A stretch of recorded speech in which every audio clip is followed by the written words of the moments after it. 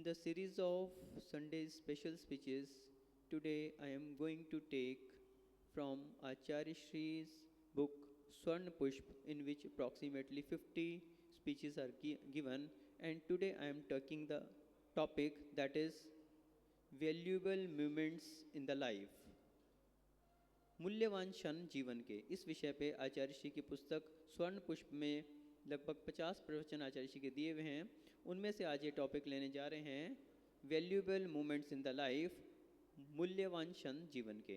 And in this topic Acharya Shri Virag Sagar ji Maharaj is saying that those moments are important in the life in which we get a chance to improve our life, and those moments are more important which we utilize it properly, and those moments are more important in which we do the improvement in life, that means we make our life real। यहाँ पे आचार्य विराग सागर जी महाराज इस topic के अंदर कह रहे हैं कि जीवन के वे क्षण, तीन बातें यहाँ पे आचार्य श्री ने कही। पहली बात तो क्या कही कि जीवन के वे क्षण महत्वपूर्ण हैं जब हमें आत्महित का अवसर प्राप्त होता है। पहली बात क्या कही? आत्महित का अवसर जब हमें प्राप्त होता है वो क्षण जीवन के बहुत महत्वपूर्ण होते हैं। दूसरी बात क्या कही? उनसे भी महत्वपूर्ण अगर कोई क्षण है, उनसे भी महत्वपूर्ण वो कौन से हैं? जिनका हम प्रॉपर यूटिलाइजेशन कर लेते हैं, जिनको हम उपयोग कर लेते हैं। अवसर तो प्राप्त हुआ, लेकिन उसका आपने उपयोग भी किया या नहीं? बहुत सारे लोग होते हैं अवसर तो प्राप्त होता है लेकिन उपयोग नहीं कर पाते। तो वो क्षण और भी महत्वपूर्ण हैं जिनका हम सही रूप में उपयोग कर पाते हैं। और तीसरी बात यहाँ पर आचार्य श्री कह रहे हैं कि उनसे भी अधिक वो क्षण महत्वपूर्ण है। हमने उपयोग तो कर लिया, लेकिन क्या हमें सफलता मिली? आत्महित को प्राप्त करने की सफलता हम प्राप्त कर पाए क्या? तो जो अपने जीवन में उन क्षणों का उपयोग करके जीवन को सार्थक बना लेते हैं, अपने जीवन को मूल्यवान बना लेते हैं, अपने उस स्वप्न को साकार कर लेते हैं। तो तीन बातें यहाँ पे आचार्य श्री बता रहे हैं। पहली बात तो ये कि वे क्षण महत्वपूर्ण हैं जहाँ हमें क्या होता है? आत्महित का अवसर प्राप्त होता है। आप सभी के लिए आत्महित के अनेक अवसर प्राप्त होते हैं। आप देखिए आदिनाथ भगवान को वैराग्य हुआ, कैसे हुआ? आदिनाथ भगवान को वैराग्य कोई बता सकता है? आदिनाथ भगवान की आयु कितनी थी पंडित जी? 84 लाख वर्ष पूर्व। 84 लाख वर्ष पूर्व। पूर्व बहुत महत्वपूर्ण है यहाँ पे, पूर्व को भूल नहीं जाना। एक पूर्व कितना होता है, कोई बता सकता है? एक पूर्व कितने वर्ष का होता है? कोई नहीं बता पा रहा। स्वाध्याय नहीं करते आप लोग, ऐनक वाले भैया? एक पूर्व कितने वर्ष का होता है? 84 लाख वर्ष का एक पूर्वांग होता है। क्या होता है? पूर्वांग। और एक पूर्वांग को एक पूर्वांग से गुना कर दें तो कितना बन जाता है? एक पूर्व। एक पूर्व बन जाता है। और 84 लाख पूर्व यानी कितने वर्ष हो गए? 84 लाख गुना 84 लाख गुना 84 लाख। अब करते रहो आप गुना। लगभग 21 अंक प्रमाण ये संख्या बैठेगी। 84 को 84 से गुना करो, 84 से गुना करो तो 6 अंक प्रमाण ये, और उसके आगे 15 जीरोवें लगा दो। 1 लाख में कितनी जीरो होते हैं? 5। तो 3 बार लाख आना है, तो 15 जीरोवें इसकी और 84 84 84 6 जीरोवें इसकी। लगभग 21 अंक प्रमाण ये संख्या बैठती है। इतने वर्ष की किसकी? आदिनाथ भगवान की आयु थी। कितनी बड़ी आयु हुई थी? आप लोग तो कल्पना भी नहीं कर सकते इतनी बड़ी आयु की। ओ भैया बातों करने वाले, ओ भैया जी साइड में बैठ जाओ जरा, एक बार बैठ जाओ। अभी ये बीच में कुछ नहीं होना चाहिए, बैठ जाओ। ध्यान रखो जब प्रवचन चल रहा हो। यहाँ क्या बात चल रही है बताओ, आप ही बताओ क्या बात चल रही है? अभी हमने क्या बताया? वो तो ठीक है, हम क्या बात कह रहे हैं कि वे क्षण महत्वपूर्ण होते हैं जब आत्महित का अवसर प्राप्त होता है, और आप लोग बातों में गंवा दो उस अवसर को। क्या आपका वो अवसर सार्थक हो सकेगा? महाराज का प्रवचन चल रहा हो, ये अवसर है आत्महित का, और आप उसमें बातें करने लग जाओ। अपना तो समय खराब करो ही करो, दूसरों का और खराब कर दो। तो इसलिए ध्यान रखना चाहिए, वे क्षण महत्वपूर्ण हैं जब हमें आत्महित का अवसर प्राप्त होता है।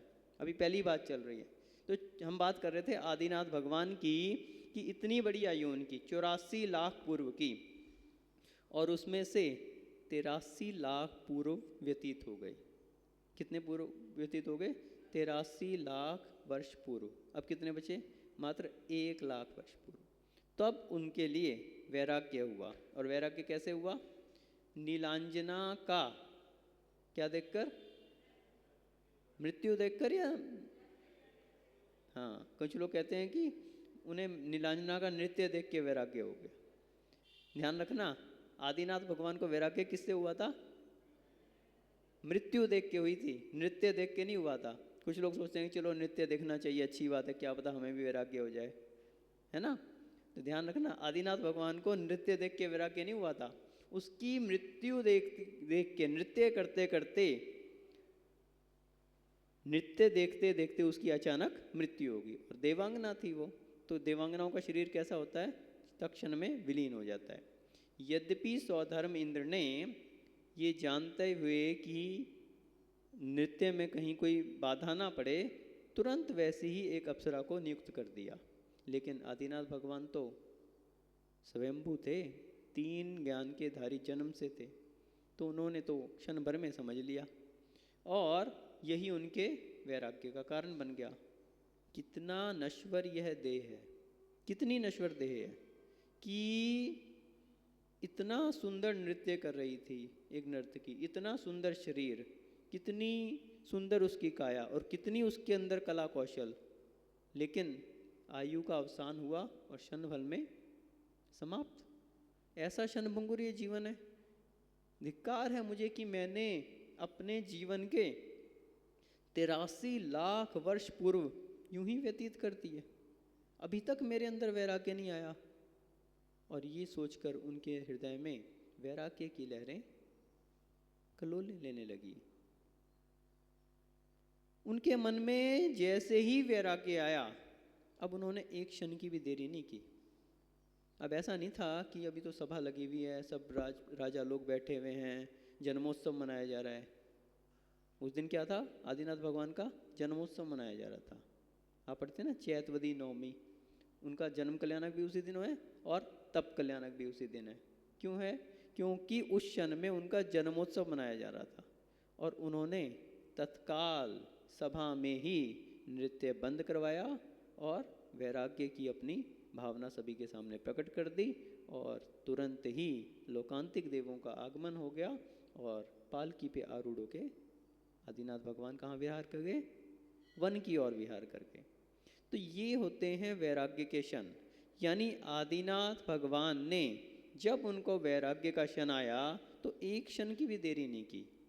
फिर उन्होंने ये इंतजार ही नहीं कि कम से कम महोत्सव समाप्त हो जाए, अच्छा नहीं लगेगा ऐसे में हम बीच में बाधा डालें, कुछ नहीं सोचा।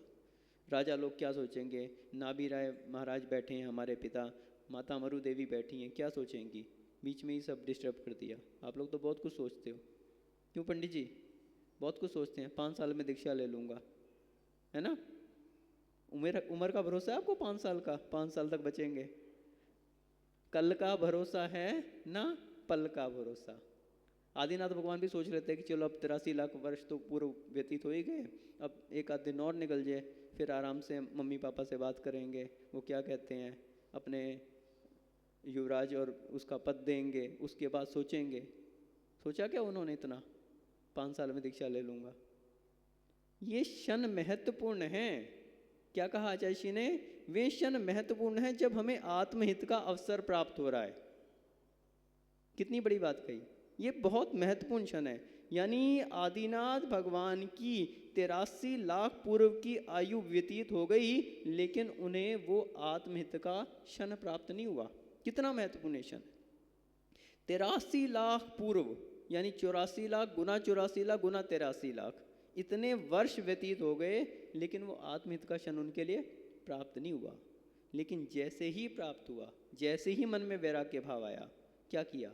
उसका दूसरी बात जो आचार्य जी ने कही, वो क्षण उससे भी अधिक महत्वपूर्ण है जिनका हम सदुपयोग कर लेते हैं। तो आदिनाथ भगवान ने क्या किया? उसका सदुपयोग कर लिया। ये क्षण महत्वपूर्ण है, इसका सदुपयोग होना चाहिए। इसलिए कभी भी मन में वैराग्य के भाव आ जाएं, गुलाबचंद जी देरी नहीं लगाना, फिर अभी बाल बच्चों को निपटा लें, बच्चों की शादी कर दें और थोड़ा सा व्यवस्था बना दें सबके लिए। आपके हृदय में वैराग्य के क्षण आए, तुरंत श्रीफल चढ़ाओ, आप तो अपना कल्याण करो, फिर गुरु के ऊपर है। जो 5 साल की बात है ना, वो गुरु का अधिकार है, उसका आपका अधिकार नहीं है। आप तो अपना समर्पण कर दो तुरंत तत्काल। भगवान ना जाने आज हमारे वैराग्य के भाव हैं, कल कैसे भाव हो जाएं, कल कैसी परिस्थितियाँ। आज सांगोपांग शरीर है, क्या मालूम कल क्या हो जाए, दीक्षा लेने के लायक रहूं या ना हूं, कौन सी रोग बीमारी मेरे शरीर में आ जाए। ये शरीर बहुत दुर्लभता से मिला है। आप पढ़ते हैं ना किसमें, बोधि दुर्लभ भावना में, कि मनुष्य जीवन कितनी दुर्लभता से मिलता है। तो कितना काल हमारा कहाँ व्यतीत हो गया, निगोद में, और फिर वहाँ से जैसे चने के भाड़े में से कोई चना अचानक निकल जाता है, ऐसे ये आत्मा निकलती है। फिर कहीं एक इंद्री में, उसमें भी जल का एक, पृथ्वी का एक, जल का एक, अग्नि का एक, वायु का एक, वनस्पति का एक में, ना जाने कितने कितने समय तक। और फिर कहीं 2 इंद्री में, 3 इंद्री में, 4 इंद्री में, और फिर असंगी पंच इंद्री में, और फिर संगी पंच इंद्री में। कोई भरोसा नहीं। और कितना समय के लिए मिली है, मात्र 2000 सागर की त्रस प्राय मिली है, मात्र 2000 सागर की। और उसके बाद वापस कहाँ जाना पड़ेगा, वही निगोद में। 2000 सागर की, और जिसमें से कितने सागर तो नरकों में व्यतीत हो गए, कितने सागर स्वर्गों में व्यतीत हो गए। बीतता जा रहा है समय। मात्र 48 भव मनुष्य के मिले हैं। कितने भव मिले हैं, मात्र 48 भव। उसमें से भी नपुंसक पर्याय, स्त्री पर्याय। आपको उसके बाद फिर कहीं जाके क्या मिला है, पुरुष पर्याय। एक पुरुष पर्याय ऐसी है जिसमें क्या किया जा सकता है, सकल संयम को धारण किया जा सकता है। स्त्रियां सकल संयम को धारण नहीं कर सकती, नपुंसक धारण नहीं कर सकते, त्रियंच धारण नहीं कर सकते, देव और नारकी भी धारण नहीं कर सकते। एकमात्र मनुष्य पर्याय ऐसी है, और उसमें भी सांगोपांग शरीर, जैन कुल का मिलना, और सबसे बड़ी बात गुरुओं का सानिध्य मिल जाना। तो ये क्षण बहुत महत्वपूर्ण है जब आत्महित के अवसर प्राप्त हो रहे हैं, बहुत महत्वपूर्ण है। क्या मालूम कितने सागर बीतने के बाद आपको ये क्षण मिले हैं कि आपके लिए मुनिराजों का सानिध्य मिला है। ऐसे ही नहीं मिल गया सामान्य रूप से। तो आदिनाथ भगवान ने उस क्षण का सदुपयोग किया, और क्या किया, तुरंत ही क्या किया उन्होंने, वन के लिए विहार कर दिया, केशलोच किए और नमः सिद्धे हुए कहते हुए आत्म ध्यान में लीन हो गए। तो वे क्षण अधिक महत्वपूर्ण है जिनका हम सदुपयोग करते हैं। तो आदिनाथ भगवान ने किया, उसका सदुपयोग कर लिया, तुरंत तत्कालता में उसका सदुपयोग कर लिया। और फिर तीसरी बात क्या कही कि वो लोग, वो और भी अधिक महत्वपूर्ण है जिनमें वो साकार कर लेते हैं। आदिनाथ भगवान ने तपस्या की और अपने जीवन को साकार कर लिया। तो आचार्य जी यही कह रहे हैं कि हमें अपने कोई भी जीवन के क्षण हों, ऐसे आत्महित के जब हमारे लिए अवसर प्राप्त हो जाएं, तो उसमें हमें क्या करना चाहिए, उनका सदुपयोग करना चाहिए। जैसे चंदन नगर वाले, उन्होंने देखा कि नेमी नगर में महाराजों का चातुर्मास हो रहा है, अभी आत्महित का अवसर उनके लिए प्राप्त हो गया और पुरुषार्थ कर लिया। उन्होंने क्या किया, पुरुषार्थ कर लिया ना। और पुरुषार्थ किया तो क्या हुआ, उसका सदुपयोग कर लिया। पुरुषार्थ किया तो क्या हुआ, दोनों महाराजों का सानिध्य प्राप्त हो गया। यदि आप लोग पुरुषार्थ ना करते तो क्या आपके लिए जो आत्महित का अवसर प्राप्त हुआ था, क्या आपके लिए जो आपका आत्महित का अवसर प्राप्त हुआ था उसका सदुपयोग हो सकता था? नहीं हो सकता था। बहुत सारी कॉलोनियाँ हैं वहाँ पे भोपाल में, लेकिन उनके लिए अवसर नहीं प्राप्त हो रहा। आपके लिए अवसर प्राप्त हो गया, तो वो लोग महत्वपूर्ण हैं जो उसका सदुपयोग कर लेते हैं। और इसमें भी देख लो, आज पुनः आपके लिए क्या हुआ, आत्महित का अवसर प्राप्त हो गया, मुनिराजों का सानिध्य मिल गया। लेकिन महत्वपूर्ण क्या है, जो इसका सदुपयोग कर रहे हैं। समाज तो आपकी बहुत बड़ी है, कितने लोग आए हैं यहाँ पे, सोचो। उन लोगों का भाग्य नहीं है, उनके लिए आत्महित का अवसर प्राप्त नहीं हो रहा, उनके लिए इसका सदुपयोग करने का अवसर प्राप्त नहीं हो रहा। आप लोग महत्वपूर्ण हैं, आप लोगों के लिए आत्महित का अवसर प्राप्त हुआ है, आपके लिए इसका सदुपयोग करने का अवसर प्राप्त हुआ है। ठीक है ना, सभी के लिए नहीं प्राप्त हुआ। बहुत सारे लोग घर पे सो रहे हैं, अपने कामों में लगे हुए, जैसे उनका प्रतिदिन का जीवन चलता है उसी तरह से आज चल रहा है।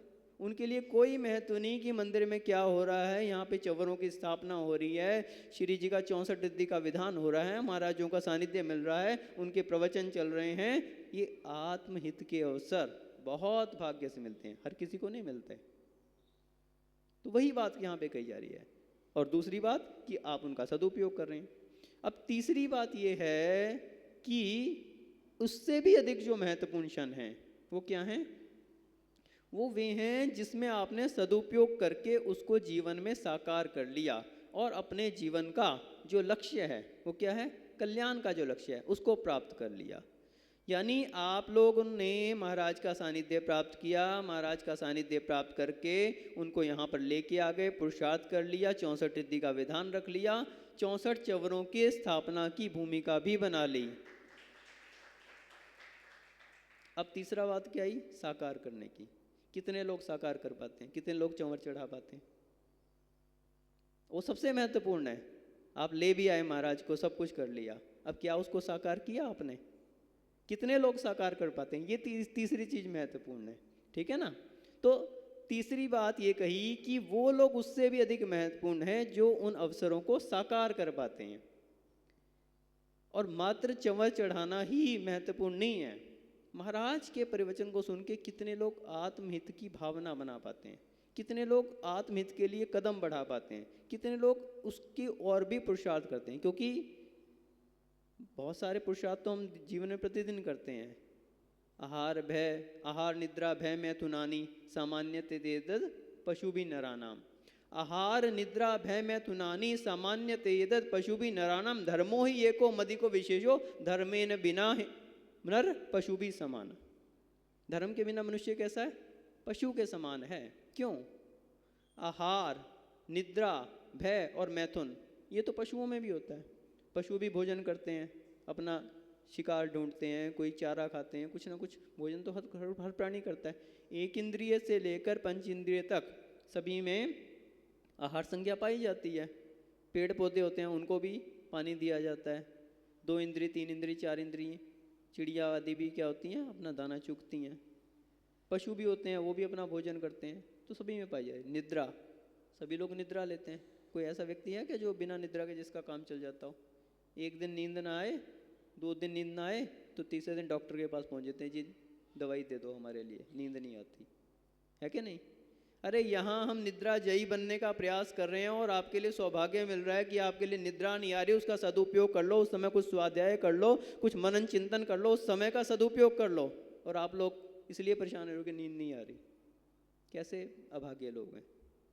हम लोग निद्रा को जीतने का प्रयास करते हैं कि नींद ना आए, अच्छी बात है, हम अपना सदुपयोग करें, अच्छे कार्यों में लगाएं। जो 4 घंटे हमें नींद के देने पड़ते हैं वो ना देने पड़ें। और आपके लिए अगर नींद नहीं आ रही और आप सदुपयोग नहीं कर पा रहे उसका। तीसरी बात क्या है? भय। भय संज्ञा सभी में पाई जाती है। पशु भी होंगे उनमें भी भय पाया जाएगा, मनुष्यों में भी भय जाता है, पक्षियों में भी, सभी में भय पाया जाता है। अपने से जो कोई शक्तिशाली जानवर आ जाता है, पशु क्या करते हैं? देखते ही, एक हिरण होता है ना, अगर हिरण घास भी खा रहा होगा और उसे जरा सी भी आहट लगेगी, इतनी भय संज्ञा उसके अंदर रहती है, तुरंत भाग जाता है, तुरंत अपना भोजन भी छोड़ के भाग जाता है। इतनी भय संज्ञा होती है। और आप लोगों में अभी कोई यहाँ पे भूत व्यास का कोई वो हो जाए ना, सब लोग तितर बितर जाते हैं, इतना भय। अरे सम्यक दृष्टि 7 भयों से मुक्त होता है। कैसे सम्यक दृष्टि है? आप इहलोक भय, परलोक भय, वेदना भय, मरण भय, 7 प्रकार के भयों से मुक्त होता है। क्यों? क्योंकि इसके अंदर भेद विज्ञान होता है।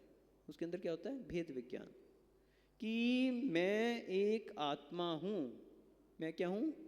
एक आत्मा हूँ, शाश्वत हूँ, मेरा सुख मेरा स्वरूप है, ये मुझसे अलग नहीं हो सकता। बाकी तो ये शरीर है, जड़ है, अनादिकाल से अलग होता आया है, आगे भी अलग होना है। जितनी भी वेदना हो रही है, जितना भी जरण मरण हो रहा है, जो कुछ भी हो रहा है, किस में हो रहा है? शरीर में हो रहा है। जब ये भेद विज्ञान आपके हृदय में आ जाता है, सम्यक दृष्टि इस भेद विज्ञान को करता है, और इस भेद विज्ञान के द्वारा उसके सभी भय क्या हो जाते हैं, समाप्त हो जाते हैं। और आप लोग भय में बैठे हुए हैं, ना जाने क्या हो जाएगा। अरे जिसके हृदय में भय है उसका सम्यक दर्शन ही मजबूत नहीं है। भेद विज्ञान करना सीखो। ये भेद विज्ञान ही एक ऐसी चीज़ है जिसके द्वारा सिद्धत्व को प्राप्त किया जा सकता है। आज तक जितने भी सिद्ध हुए हैं किसके बल पे हुए हैं, एकमात्र इस भेद विज्ञान के बल पर हुए हैं। भेद विज्ञानता सिद्धा सिद्धा ये किल केचना तस्या भावतो बद्धा बद्धा ये किल केचना। आज तक जितने भी सिद्ध हुए हैं सिद्धा ये किल केचना एकमात्र भेद विज्ञान के बल पर हुए हैं। और भेद तस्य भावतो बद्धा, जितने भी बंधे हुए हैं, आप लोग हैं चाहे हम लोग हैं, हम लोग तो उस मार्ग पर चल रहे हैं, आप लोग तो उस मार्ग पे भी नहीं आ रहे भेद विज्ञान के।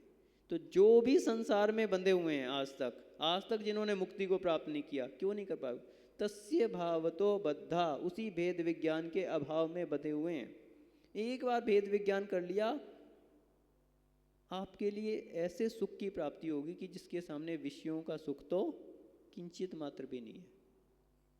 आप लोग देखो मुनि राजों को, ना उनके लिए खाने की चिंता है, ना पहनने की चिंता है, ना ही किसी प्रकार के इंद्रिय सुखों की चिंता है, ना काम वासना की इच्छा है। क्यों? आत्मरस जिसके लिए प्राप्त हो जाता है उसके लिए क्या होता है, जितने भी संसार के रस हैं वे कैसे लगते हैं, फीके रखते हैं। तो भेद विज्ञान होना चाहिए अपने अंदर, और जिसने भेद विज्ञान को कर लिया निश्चित रूप से एक दिन सिद्ध पद को भी प्राप्त कर लेता है। तो हम यहाँ बता रहे थे कि वे क्षण महत्वपूर्ण हैं जिनमें हम इस भेद विज्ञान को करके उस जीवन को साकार कर लेते हैं। उस जीवन को साकार करना चाहिए। हमें मानव जीवन किस लिए मिला है, इतनी कठिनता से मानव जीवन मिला, मुनियों का सानिध्य मिला, प्रवचन सुनने का अवसर मिला, और फिर भी हमने उसको साकार नहीं किया। अभी भी हम सोच विचार में लगे हुए हैं। तो इसलिए आचार्य श्री कहते हैं कि वे क्षण सबसे अधिक महत्वपूर्ण है जिनके लिए हमें आत्म हित का अवसर प्राप्त हुआ। उससे भी अधिक महत्वपूर्ण क्या है, जिनको हमने यूटिलाइज कर लिया। और तीसरा कहा कि जिसमें हमने उन क्षणों को यूटिलाइज करके उसको साकार कर लिया। तो मुख्य रूप से इसमें लक्ष्य बताया कि जो आत्महित का अवसर प्राप्त हुआ उसको हमें साकार करना चाहिए, और जो कर लिया सो काम, और भज लिया सो नाम, प्रभु का नाम। अन्यथा तो जिंदगी बीतती जा रही है, अपनी अनादिकाल से बीतती जा रही है। लेकिन इन अवसरों को हमें साकार करना चाहिए। हमने बताया ना कि जैसे चंदन नगर वालों के लिए अवसर प्राप्त किया तो उन्होंने क्या किया, 64 रिद्धि का विधान कर लिया, और 64 रिद्धि के विधान में मुनियों का सानिध्य प्राप्त कर लिया। सामान्य रूप से तो आप बहुत सारे विधान करते हो, समय समय पे करते रहते हो ना, करते रहते हो आप। कभी कोई विधान किया, कभी कोई विधान किया। कुछ लोग अकेले भी करते हैं, कुछ लोग सामूहिक रूप से भी करते हैं, सब कुछ। लेकिन तत्वार सूत्र में आचार्य उमा स्वामी महाराज एक सूत्र कहते हैं, क्या कहते हैं, सम्यक दृष्टि शावक वृतानंत वियोजक दर्शन मोक्षप कोपशम कोपशान शीनमो जना क्रमशो संख्ये गुण निर्जरा। क्या बात कही, क्रमशो संख्ये गुण निर्जरा। क्या अर्थ हुआ इसका, कोई बता सकता है? तत्वार सूत्र आप लोग रोज पढ़ते हैं ना, कौन कौन पढ़ता है तत्वार सूत्र, कितने लोग पढ़ते हैं? अरे एक उपवास का फल मिलता है तत्वार सूत्र पढ़ने का। आप लोग उपवास नहीं कर पाते, कम से कम तत्वार सूत्र तो पढ़ लिया करो। बस इतने से लोग तत्वार सूत्र पढ़ने में एक अध्याय ही पढ़ लिया करो। तत्वार सूत्र डेली पढ़ना चाहिए अपन को। पूरा नहीं पढ़ पाते, एक एक अध्याय डेली पढ़ लिया करो, अभ्यास हो जाए, फिर पूरा पढ़ना शुरू कर दो। तो आचार्य जी कह रहे हैं कि निर्जरा के स्थान बता रहे हैं यहाँ पे, किसकी कितनी निर्जरा होती है। सम्यक दृष्टि की जो निर्जरा होती है उससे श्रावक, श्रावक किसे कहते हैं पंडित जी, श्रावक किसे कहते हैं? और क्रियावान हो, आप हैं क्या श्रावक? कितनी प्रतिमा है आपकी? 2 प्रतिमा है, चलो फिर भी आप तो क्रियावान हैं। और पीछे इतने लोग बैठे हैं, कितने प्रतिमाधारी हैं? कितने प्रतिमाधारी हैं? कोई भी नहीं है। ध्यान रखना, व्यवहारिकता में आप लोगों में कोई प्रतिमाधारी हैं क्या? कितने लोग प्रतिमाधारी हैं? 1 2 3 4 5 6, मात्र इतनी बड़ी सभा में 5-6 लोग प्रतिमाधारी हैं। ध्यान रखना, व्यवहारिकता में भले आप अपने आप को श्रावक कह लो, हम जैन कुल में जन्मे, हम श्रावक हैं, लेकिन श्रावक संज्ञा क्या है? जो श्रद्धावान है, विवेकवान है और क्रियावान है। श्रद्धा हो सकती है आपकी, सम्यक दृष्टि हो सकते हो, देव शास्त्र गुरु पे आपकी आस्था है, ज्ञान हो सकता है सम्यक ज्ञान, क्योंकि सम्यक दर्शन के साथ सम्यक ज्ञान, लेकिन क्रियावान नहीं हो। क्रियावान कौन है? जब तक आचरण को नहीं अपनाया तब तक आप क्रियावान नहीं हो। आचरण का होना जरूरी है, प्रतिमाधारी होना जरूरी है, नहीं तो क्या हो? अव्रती, चौथे गुण स्थानवर्ती।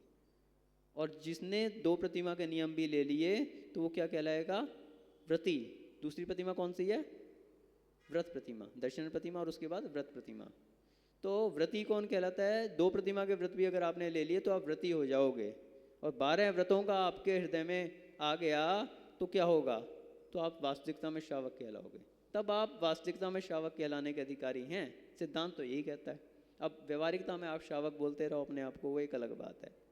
तो यहाँ पे आचार्य श्री कह रहे हैं कि निर्जरा के स्थान यहाँ बता रहे हैं। क्रमशो संख्ये गुण निर्जरा, यानी जितनी निर्जरा सम्यक दृष्टि की होती है, श्रावक की उससे कितने गुनी होती है? असंख्यात गुनी। 1 गुनी, 2 गुनी, 10 गुनी, 100 गुनी, 1000 गुनी, लाख गुनी, 1 करोड़ गुनी, अरब गुनी, खरब गुनी, शंख गुनी, ये सब गिनती जहाँ तक है ये सब क्या है? संख्यात है। आपके लिए एक पेन हो आपके पास और आपने पड़ोसी को बेचना हो, एक व्यक्ति कहे मैं इसका 1 रुपया दूंगा और एक व्यक्ति बोलता है मैं आपको इसके 1 करोड़ रुपया दूंगा, तो आप किसको बेचोगे? जो 1 करोड़ रुपया देगा। क्यों? वो 1 करोड़ गुना उसका फल दे रहा है। और आप एक व्रत करते हो, नियम करते हो, उपवास करते हो, कोई भी माला फेरते हो, कोई भी पाठ करते हो, कोई भी धार्मिक क्रिया करते हो, उसका आपको सम्यक दृष्टि के रूप में जो फल मिल रहा है, श्रावक के रूप में कितना फल मिलेगा? असंख्यात गुना। यानी लाख, करोड़, अरब, खरब ये सब उसके पीछे रह गए।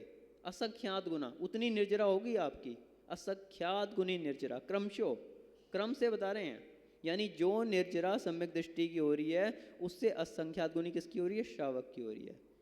अब लगाते जाओ आप, सम्यक दृष्टि, श्रावक, वीरता, अनंत वियोजक, अब एक एक सीढ़ी चढ़ते जाओ। ऐसे 10 निर्जरा के स्थान बताए, मुनियों की उससे ज़्यादा। तो ये क्या है? असंख्यात गुनी निर्जरा होती जा रही है। एक एक क्रम बढ़ते जाओ, श्रावक की उससे ज़्यादा हैं, कोई क्षुल्लक अलग मिल जाए उनकी उनसे ज़्यादा है। इसी प्रकार से आप ये जो विधान करते हो, जैसे आपने 64 रिद्धि का विधान किया, सामान्य रूप से आप करोगे तो आपका जो निर्जरा होगी वही आप कोई ब्रह्मचारी भैया के सानिध्य में कर लो तो कितनी होगी? असंख्यात गुनी। कोई क्षुल्लक जी मिल जाए, कोई अलग जी मिल जाए, असंख्यात गुनी। असंख्यात गुना करते चले जाओ। और कोई आरिका माता जी मिल जाए, असंख्यात गुनी।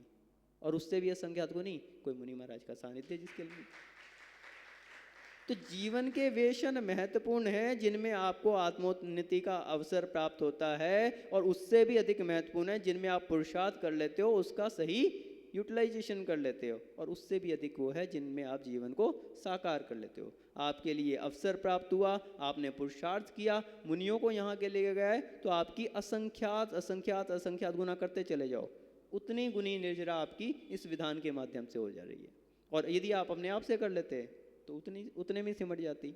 तो इसलिए जब भी हमारे लिए जीवन में, समय आपका हो रहा है, जब भी हमें जीवन में ऐसे क्षण प्राप्त हो जाएं जिनमें हमें आत्महित का अवसर प्राप्त हो जाए, निश्चित रूप से वो लोग समझदार हैं जो उसका सही यूटिलाइजेशन कर लेते हैं। वो लोग समझदार नहीं है जो घर पे बैठ जाते हैं, वो लोग समझदार नहीं है जो यहाँ पे आके बैठ भी गए और बातों में लगे हुए हैं, वो लोग समझदार नहीं है जिन्होंने इस क्षण का सही उपयोग नहीं किया। और तीसरी बात क्या कही? वो लोग और भी अधिक समझदार हैं जो उस क्षण को यूटिलाइज करके अपने जीवन को साकार कर लेते हैं। इसलिए आप सभी भी अपने इन आत्महित के अवसरों का सदुपयोग करें। जब भी आपके लिए क्षण प्राप्त हो उनका सदुपयोग करें और सदुपयोग करके अपने जीवन को साकार बनाएं। इसी भावना से जय बोले परम पूज्य गणाचार्य श्री 108 विराग सागर जी महामुनि राज जी की जय।